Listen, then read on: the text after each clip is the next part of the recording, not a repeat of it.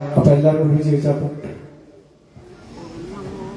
ദൈവമേ കാത്തുകൊള്ളുകങ്ങോ കൈവിടാതിങ്ങോ ഞങ്ങളെ നാവികൻ നീ ഭവാബ്ദിക്ക് ഒരാവി വന്തോണി നിൻ പദം ഒന്നൊന്നായി എണ്ണി എണ്ണി തൊട്ടെണ്ണും പൊരുളൊടുങ്ങിയാൽ നിന്നിടും ദൃക്കുപോലുള്ളം നിന്നിടസ്പന്ദമാകണം അന്നവസ്ത്രാദി മുട്ടാതെ തന്നു രക്ഷിച്ചു ഞങ്ങളെ ധന്യരാക്കുന്ന നീ ഒന്നു തന്നെ ഞങ്ങൾക്കു തമ്പുരാൻ ആഴിയും തിരയും കാറ്റും ആഴവും പോലെ ഞങ്ങളും മായയും നിൻ മഹിമയും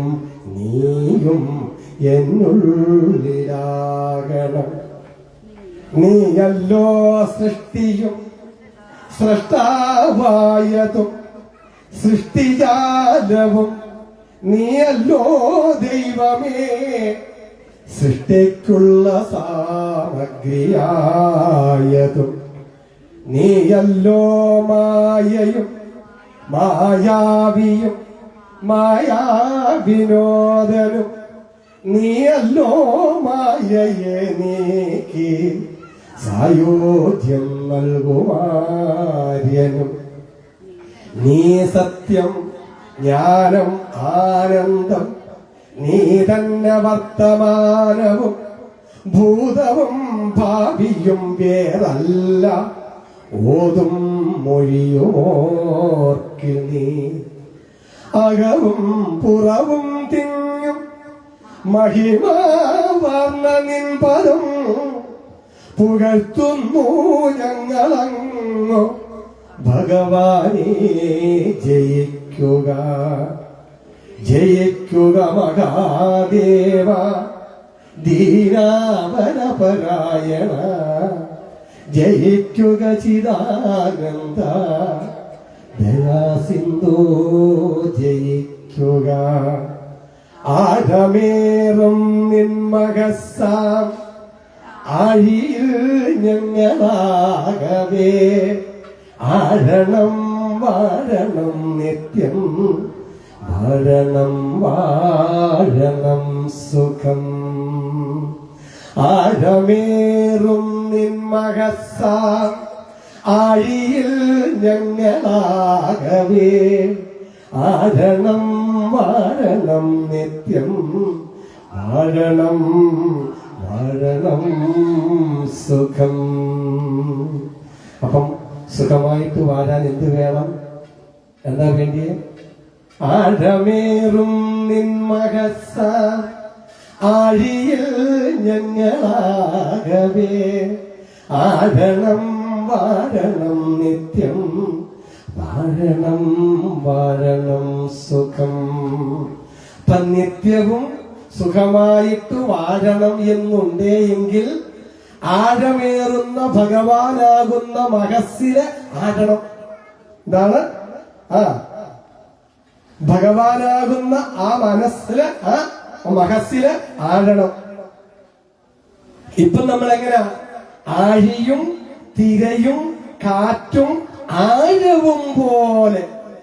ആഴം എത്ര ശാന്തഗംഭീരമല്ലേ? പക്ഷെ തിരയോ തല്ലി തകർക്കുക അല്ലയോ? പ്രക്ഷുബ്ധമല്ലയോ? നമ്മുടെ മനസ്സ് പ്രക്ഷുബ്ധമാ. പക്ഷെ അടിത്തട്ടോ എത്ര ശാന്തമാ. ആ ശാന്തമായിരിക്കുന്ന അതാണ് ആര്? ഭഗവാൻ. ആ ശാന്തതയാണെന്ത്? ഭഗവാൻ.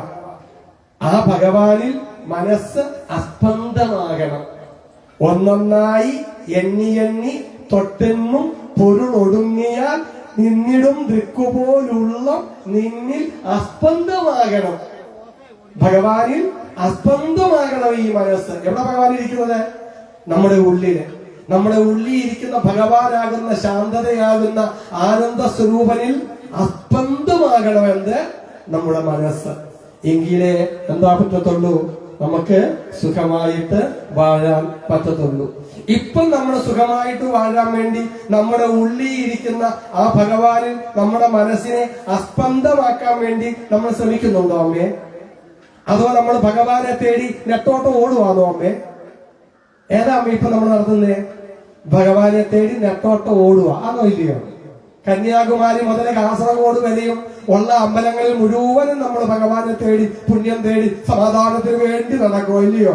തളർന്നു വരുന്നതല്ലാതെ കണ്ട അവസാനം ഒരു സമാധാനവും കിട്ടുന്നില്ല. കയ്യിലെ കാശ് കടം വാങ്ങിച്ചോണ്ട് പോയതാ, കടക്കാർ വന്ന് മുട്ടുമ്പോ ഉള്ള സമാധാനവും കൂടെ പോയി ആണോ ഇല്ലയോ? അപ്പൊ പിന്നെ അമ്മ സമാധാനം ഉണ്ടാകണമെങ്കിൽ ആഴമേറുന്ന നിന്മകസാകുന്ന ആഴിയിലേക്ക് ആഴണം. അതിന് ആ ഭഗവാൻ നമ്മുടെ ഉള്ളിലുണ്ട്. അതിനകത്ത് അസ്പന്ദമാകണം. എന്ത്? നമ്മുടെ മനസ്സ് അസ്പന്ദമാകണം. ഞാൻ പറഞ്ഞത് തെറ്റൊന്നും അല്ലല്ലോ അമ്മയാണോ? ശരിയാ ശരിയാ ശരി.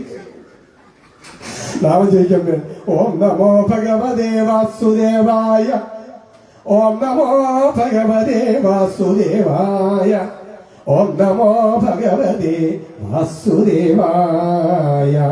അപ്പൊ ഞാൻ പറഞ്ഞ ശരിയില്ലയോ? അന്നവസ്ത്രാദി മുട്ടാതെ തന്നു രക്ഷിച്ചു ഞങ്ങളെ ധന്യരാക്കുന്ന നീ ഒന്നു തന്നെ ഞങ്ങൾക്ക് തമ്പുരാൻ. അവിടുന്ന് ഇതെല്ലാം മുട്ടാതെ കണ്ട് തരുന്നില്ലേ? നമ്മൾ വിളിച്ചതിന്റെ പ്രാർത്ഥിച്ചതിന്റെ എല്ലാം ഫലമായിട്ട് അവിടുന്ന് തരുന്നുണ്ടില്ലേ? നിശ്ചയമായിട്ട് നമ്മളൊക്കെ ഒത്തിരി കഷ്ടപ്പെട്ടാമല്ലേ? ആ കഷ്ടപ്പെട്ട് നമ്മൾ അറിഞ്ഞു വിളിച്ചിട്ടുണ്ട് ഭഗവാനെ ഇല്ലേ? അന്ന് എന്തിനു വേണ്ടിയാ വിളിച്ചത്? അന്ന് വിളിച്ചത് മുഴുവൻ വീട്ടിലെ ദാരിദ്ര്യമില്ലാണ്ടാകണേ, പിള്ളേർക്ക് നല്ലൊരു ഗതി ഉണ്ടാകണേ എന്നൊക്കെ പറഞ്ഞല്ലേ നമ്മൾ വിളിച്ചത്. അതെല്ലാം തന്നു തമ്പുരാനില്ലേ? പക്ഷെ ഒന്ന് തന്നില്ല. എന്ത്? മനസ്സമാധാനം. കാര്യം എന്താ? നമ്മൾ വിളിച്ചത് മുഴുവനും തന്നു. എന്ത് ചെയ്യണമെന്ന് പറഞ്ഞു അത് ചെയ്തുമില്ല. നിന്നിൽ അസ്പന്ദമാകണം, അത് നമ്മൾ ചെയ്തില്ല. ചെയ്തോ? അപ്പൊ അതുകൊണ്ട് നമ്മുടെ മനസ്സിനെ ഭഗവാനിൽ, നമ്മുടെ ഉള്ളിയിരിക്കുന്ന ആത്മസ്വരൂപമാകുന്ന ഭഗവാനിൽ അസ്പന്ദമാകുമ്പോൾ അനുഭവിക്കുന്നത് എന്താണോ അതാണ് ഈശ്വരീയത. അതാണ് ആത്മതത്വം. എന്താണ്? അതാണ് ആത്മതത്വം. മനസ്സിലായോ? നീ സത്യം ജ്ഞാനം ആനന്ദം, നീ തന്നെ വർത്തമാനവും, ഭൂതവും ഭാവിയും വേറല്ല, ഓതും മൊഴിയിൽ നീ. അപ്പൊ ഇവിടെ രണ്ട് കാര്യം ഗുരുദേവൻ പറഞ്ഞത്. ഒന്ന്, ഭൂതം ഭാവി വർത്തമാനം എന്ന് പറഞ്ഞ വിളിക്കുന്ന പേരാണ് എന്ത്? കാലം. ഇല്ലേ? ഭൂതവും ഭാവിയും വർത്തമാനവുമായിട്ടല്ലയോ കാലം നിൽക്കുന്നേ? അല്ലേ? കഴിഞ്ഞു പോയത്, ഇപ്പൊ നടക്കുന്നത്, വരാൻ പോകുന്നത് ഇല്ലേ? അതല്ലയോ കാലം ആണ്. അപ്പം ഭഗവാൻ തന്നെയാണ് ഈ കാലസ്വരൂപമായിരിക്കുന്നത് എന്ന് സാരം. അല്ലേ? എന്നിട്ട് പിന്നെ ഒന്ന് പറഞ്ഞേ, നീ സത്യം ജ്ഞാനം ആനന്ദം, നീ സത്യവും ജ്ഞാനവും ആനന്ദ സ്വരൂപനുമാണ് നീ. ഈ കാലമായിരിക്കുന്നതും നീ തന്നെയാണ്. ഭഗവാൻ എന്താണ്? കാലമായിരിക്കുന്നതും ഭഗവാൻ തന്നെയാണ്. സത്യവും ജ്ഞാനവും ആനന്ദവുമായിരിക്കുന്നതും ആ ഭഗവാൻ തന്നെയാണ്. ഇത് രണ്ടും നമ്മുടെ ഉള്ളിലുണ്ട്. കാലവും നമ്മുടെ ഉള്ളിലുണ്ട്, കാലാനുഭവങ്ങളില്ലേ? ഇന്നലെ കഴിഞ്ഞതിനെ ഓർത്ത് നമ്മൾ ദുഃഖിക്കാറുണ്ട് അല്ലേ? നാളെ വരാൻ പോകുന്നതിനെ ഓർത്ത് നമ്മൾ ഉത്കണ്ഠപ്പെടാറുണ്ടല്ലേ? ഇപ്പോഴത്തെ കാര്യം നമ്മൾ ശ്രദ്ധിക്കാറുമില്ല. അങ്ങനെയില്ലയോ? നമ്മുടെ മനസ്സ് എപ്പോഴും ഒന്നിൽ ഭാവിയില് അല്ലെങ്കിൽ ഭൂതത്തില, വർത്തമാനത്തിലില്ല. നമ്മുടെ മനസ്സുണ്ടോ? ഇല്ല. ഇപ്പൊ ഇത് കേൾക്കുമ്പോ തന്നെയും വീട്ടിലെ കാര്യവും കഴിഞ്ഞ കാര്യവും ഈ വീട്ടിൽ ചെന്നിട്ടുള്ള കാര്യവും ഒക്കെ ഇല്ലയോ ചിന്ത? ഒന്നും ഇല്ലയോ? അങ്ങനെയല്ലേ ചെയ്യേ? അതാ. അപ്പൊ നമ്മൾ വർത്തമാനത്തിൽ ജീവിക്കുന്നില്ല, നമ്മള് ഭൂതവും ഭാവിയിലും ജീവിക്കുന്നു. അപ്പൊ അതൊക്കെ പോട്ടെ. ഇവിടെ രണ്ട് കാര്യങ്ങളാണ്. ഒന്ന് ഭഗവാന് കാലസ്വരൂപം, ഒന്ന് എന്റെ ജ്ഞാനസ്വരൂപം. നീ സത്യം ജ്ഞാനം ആനന്ദം. ഇല്ലേ? കാലസ്വരൂപത്തിൽ നമ്മൾ ജീവിക്കുന്നു, ദുഃഖിതരായിട്ട് ജീവിക്കുന്നു. ഇനി നമുക്ക് ഭഗവാന്റെ ഏതവസ്ഥയെ അറിയേണ്ടുന്നത്?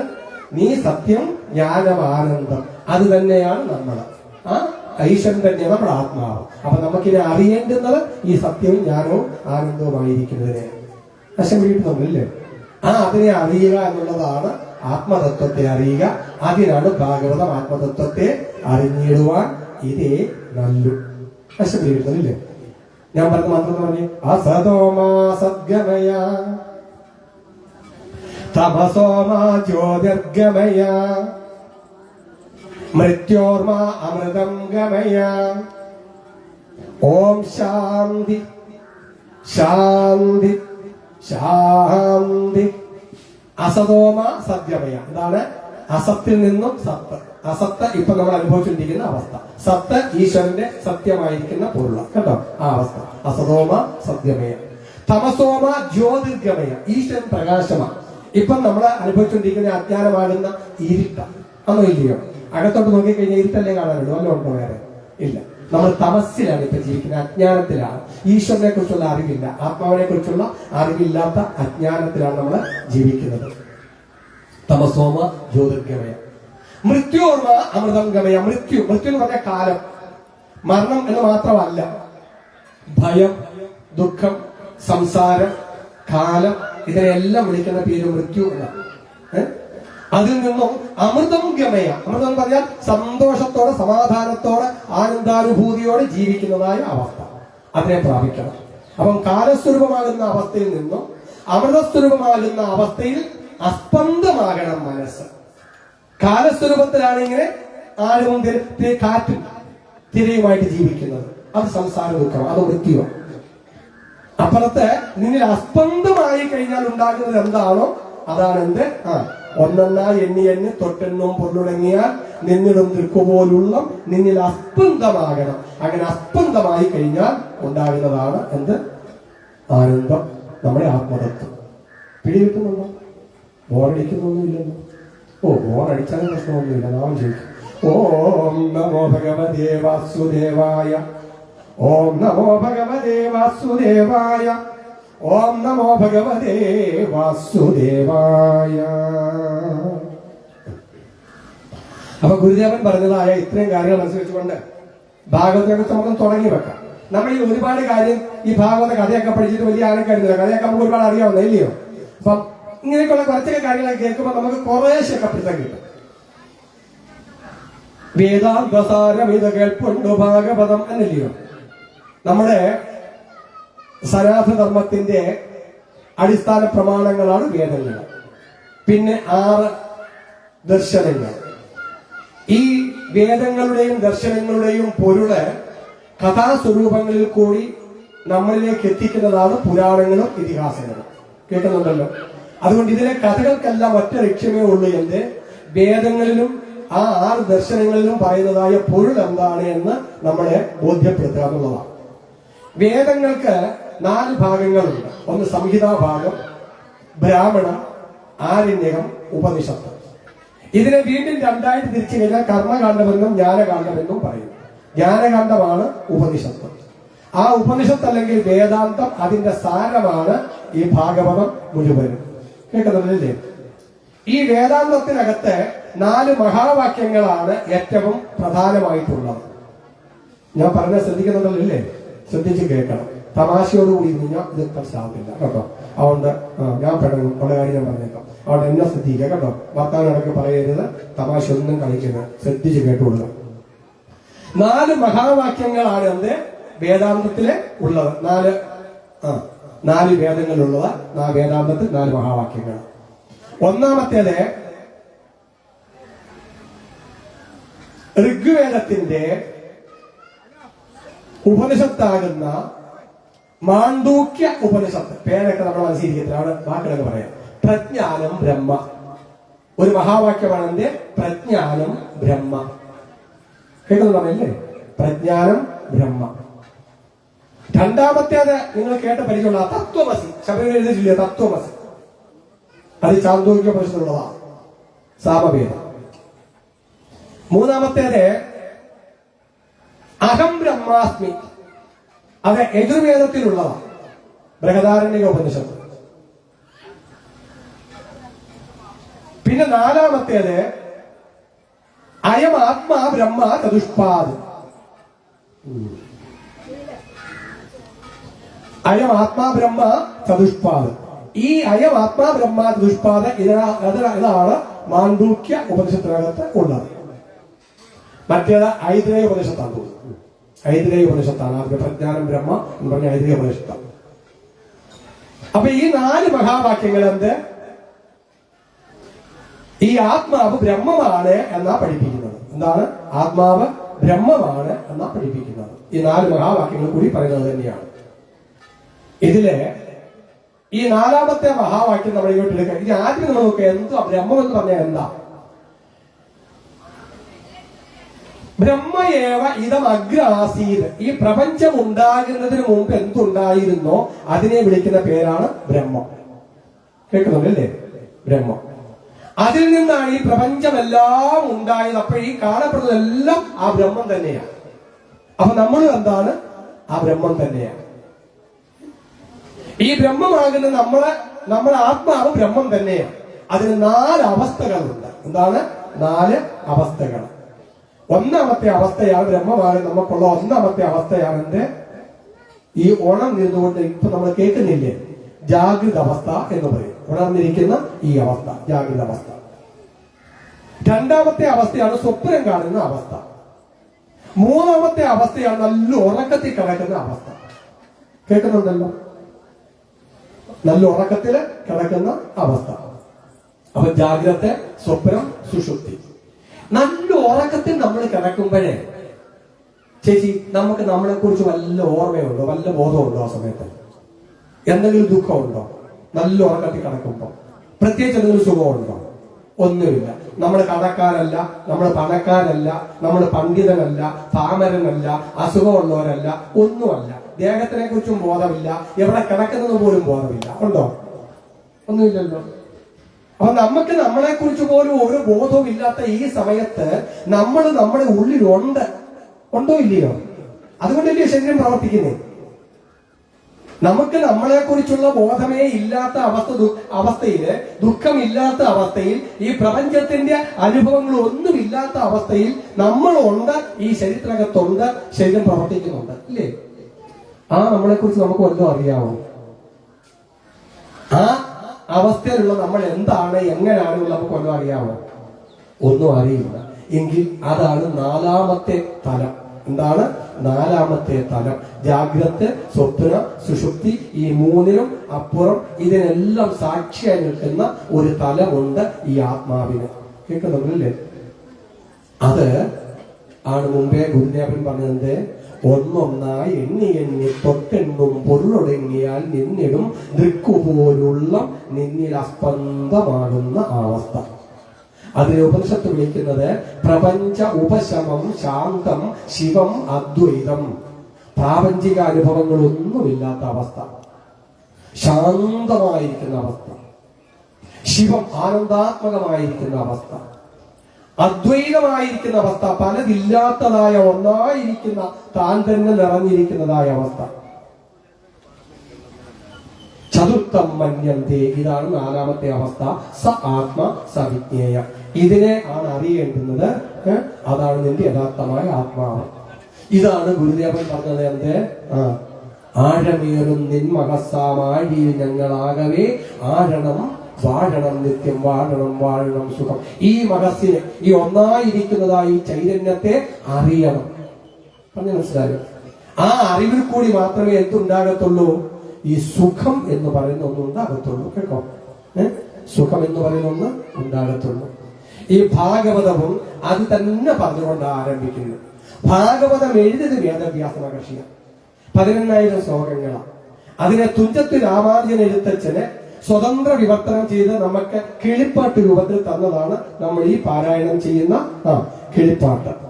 അപ്പം എഴുത്തച്ഛനും തന്റെ തന്നെ ആ സ്വ അനുഭൂതിയെ, താൻ അനുഭവിക്കുന്ന അനുഭൂതിയെ, അതിനെ വിശദീകരിച്ചുകൊണ്ടാണ് ഈ ഭാഗവതത്തിന്റെ രചന അല്ലെങ്കിൽ വിവർത്തനം ആരംഭിക്കുന്നത്.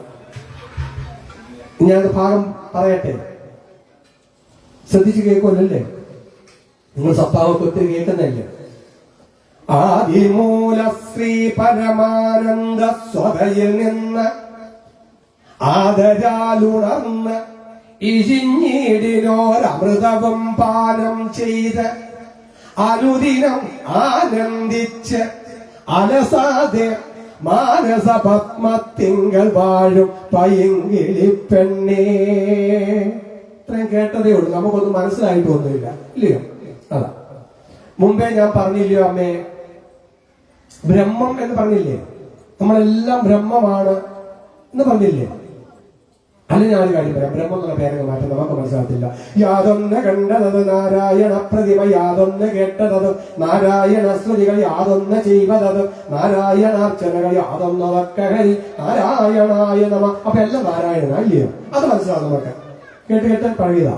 ആ നാരായണൻ എന്നുള്ള പദം മാറ്റിയിട്ട് ബ്രഹ്മം എന്ന് കൊടുത്താൽ എല്ലാം ബ്രഹ്മമാണ്.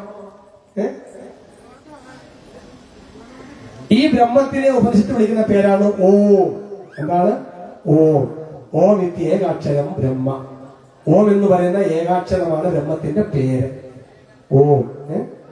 ആ ഓം പറഞ്ഞുകൊണ്ടാണ് ഇവിടെ ആരംഭിക്കുന്നത്. ആദിമൂലം. എന്താണ്? ആദിമൂലം. ഓം എന്തൊക്കെയാ? 3 അക്ഷരങ്ങളാ. ആ, ഉ, ഉം. ഓം. ഇവിടെയും ആദി ആ, മൂലത്തിന്റെ മു, ഉ, മൂലം. അപ്പം ആദിമൂലം എന്ത് വരുന്നുണ്ട്?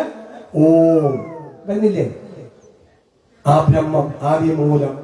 ഇത് 2 അവസ്ഥ ഇവിടെ പറയുക. മുമ്പേ ഗുരുദേവൻ പറഞ്ഞില്ലേ, നീ സത്യം ജ്ഞാനമാനന്ദം, നീ തന്നെ വർത്തമാനവും ഭൂതവും ഭാവിയും വേറല്ല, ഓതും മൊഴിയും ഓർക്കില്ല നീ പറഞ്ഞില്ലേ? അപ്പൊ അവിടെ ബ്രഹ്മത്തിന് സത്യവും ജ്ഞാനവും അനന്തവുമായിരിക്കുന്ന ഭാഗമുണ്ട്, കാലസ്വരൂപമായിരിക്കുന്ന ഭാഗമുണ്ട്. ഇല്ലേ? അങ്ങനല്ലേ പറഞ്ഞേ? ഈ കാലസ്വരൂപമായിരിക്കുന്ന ഭാഗത്തിനെ വിളിക്കുന്ന പേരാണ് ശ്രീ. എന്താണ്? ശ്രീ. ശിവന്റെ ഒരു പര്യായമല്ലയോ കാളകണ്ഠൻ? അല്ലേ? കാളകണ്ഠൻ. കാലേ കണ്ഠൻ എന്ന, അതായത് കാളമല്ലെങ്കിൽ കാലം കഴുത്തിലുള്ളവൻ എന്നായിരുന്നു വാക്ക്. പുരാണങ്ങൾ പറയുമ്പോൾ അത് വിഷമാണെന്നൊക്കെ പറയാം, അത് പിക്കോട്ടെ, നമുക്ക് മനസ്സിലാവത്തില്ല. കാളകണ്ഠൻ, കാലം കഴുത്തിലുള്ളവൻ ആണ് കാളകണ്ഠൻ അല്ലെങ്കിൽ ശിവൻ. ആ ശിവന്റെ മറ്റൊരു പര്യായമാണ് ശ്രീകണ്ഠൻ. അല്ലയോ? അപ്പം ശ്രീകണ്ഠനും കാളകണ്ഠനും ഒരാളാ അല്ലേ? അപ്പൊ അവിടെ ശ്രീയും കാലവും ഒരേ അർത്ഥമാണ് ആണോ? എങ്കിൽ ഗുരുദേവൻ പറഞ്ഞ ഭൂതവും ഭാവിയും വർത്തമാനവും നീ തന്നെയാണ് എന്ന് പറഞ്ഞ കാലസ്വരൂപം ബ്രഹ്മത്തിന്റെ ഒരു ഭാഗമാണ്. അതാണ് ശ്രീ. കേൾക്കുന്നുണ്ടല്ലേ? ആദിമൂല ശ്രീ. ഇനിയും ഗുരുദേവൻ പറഞ്ഞ അപ്പറൊരു ഭാഗം ഉണ്ടല്ലോ, നീ സത്യം ജ്ഞാനം ആനന്ദം. അല്ലേ? അതാണ് പരമാനന്ദ സ്വത. ആദിമൂല ശ്രീ പരമാനന്ദ സ്വത. സ്വതമേ പരമാനന്ദമായിരിക്കുന്നതായ അവസ്ഥ, സ്വയം ആനന്ദസ്വരൂപമായിരിക്കുന്ന അവസ്ഥ. നമ്മൾ മുമ്പ് പറഞ്ഞില്ലേ, ആ അമൃതാത്മകമായിരിക്കുന്ന അവസ്ഥ. അസതോമ സദ്ഗമയ, തമസോമ ജ്യോതിർഗമയ, മൃത്യോർമ അമൃതം ഗമയ എന്നൊക്കെ പറഞ്ഞില്ലേ? ആ അമൃതാത്മകമായിരിക്കുന്ന അവസ്ഥ, അതാണ് പരമാനന്ദ സ്വത. ഈ കാലമാകുന്ന അവസ്ഥയിൽ നിന്നും പരമാനന്ദ സ്വതയെ ഒരാൾ പ്രാപിച്ചു. ആ സത്യവും ജ്ഞാനവും ആനന്ദവുമായിരിക്കുന്ന അവസ്ഥയെ ഒരാൾ പ്രാപിച്ചു എന്ന് വിചാരിക്കുക. അവിടെ തന്നെ എപ്പോഴും അങ്ങ് ഇരിക്കുവോ? അങ്ങനെ പ്രാപിക്കുന്ന അവസ്ഥ വിളിക്കുന്ന പേരാണ് സമാധി. ആ സമാധിയിൽ എപ്പോഴും അങ്ങ് ഇരിക്കുവോ? ഇല്ല. പിന്നോ അതിൽ നിന്ന് ഉണർന്നു വരില്ലേ?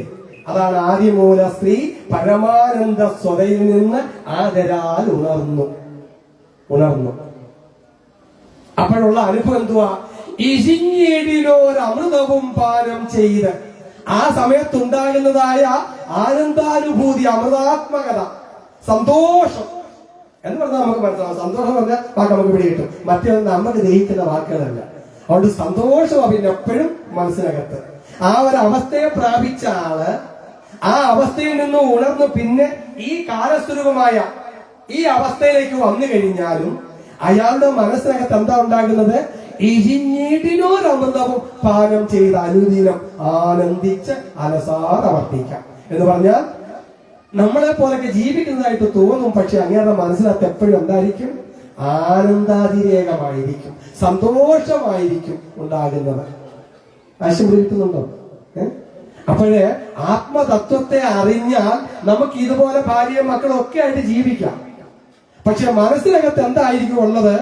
സന്തോഷത്തിന്റെ അലതല്ലലായിരിക്കും. ഇപ്പം നമ്മുടെ മനസ്സിനകത്തുള്ള അലതല്ല എന്തുവാ? ദുഃഖത്തിന്റെ, ഉത്കണ്ഠയുടെയും ഭയാശങ്കകളുടെയും ഒക്കെയാണ്. അതോ ഇല്ലേ?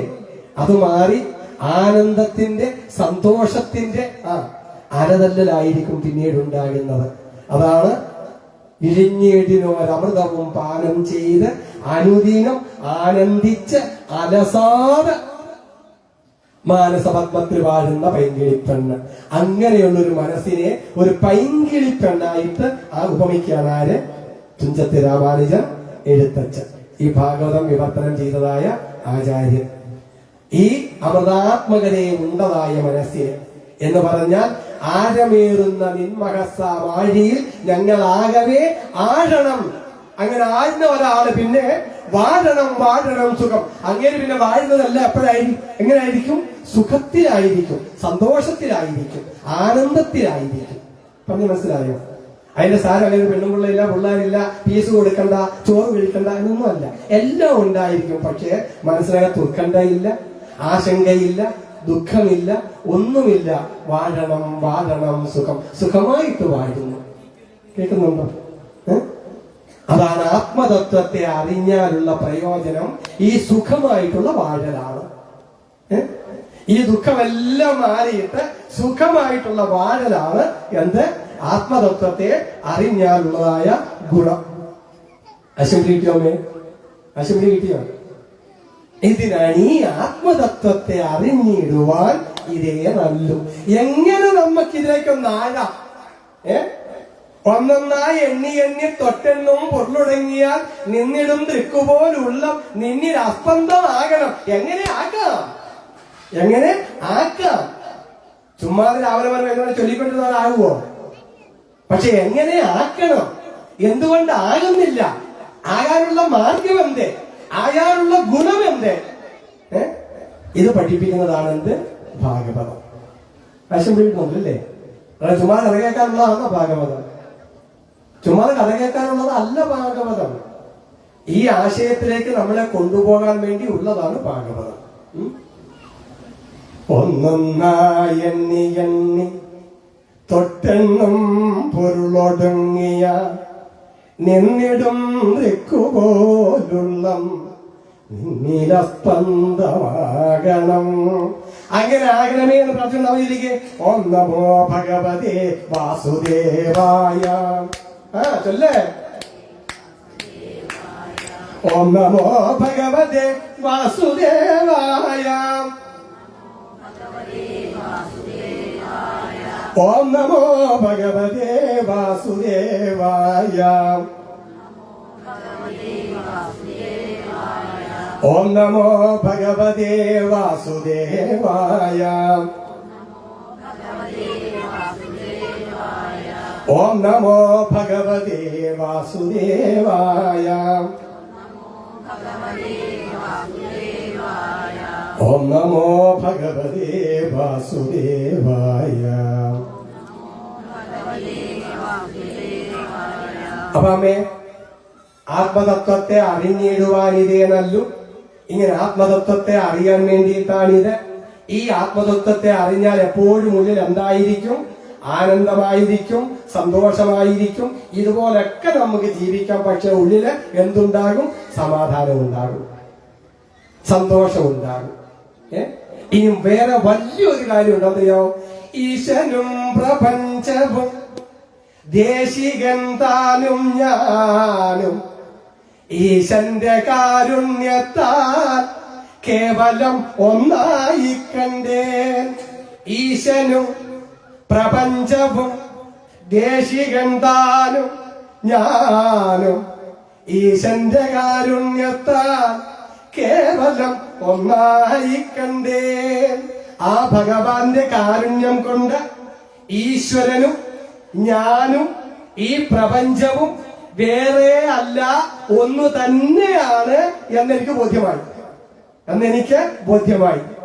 ഈശ്വരനും ഞാനും വേറെയല്ല, ഈ കാണപ്പെടുന്ന ആരും വേറെയല്ല, എല്ലാമായി ഈശ്വരൻ തന്നെയാണ്. ആ ഞാൻ തന്നെയാണ് ഈശ്വരനായിരിക്കുന്നത്. അപ്പൊ എന്നിൽ നിന്ന് അന്യമായിട്ട് വേറെ ആരെങ്കിലും ഉണ്ടോ അമ്മേ? ഇല്ല.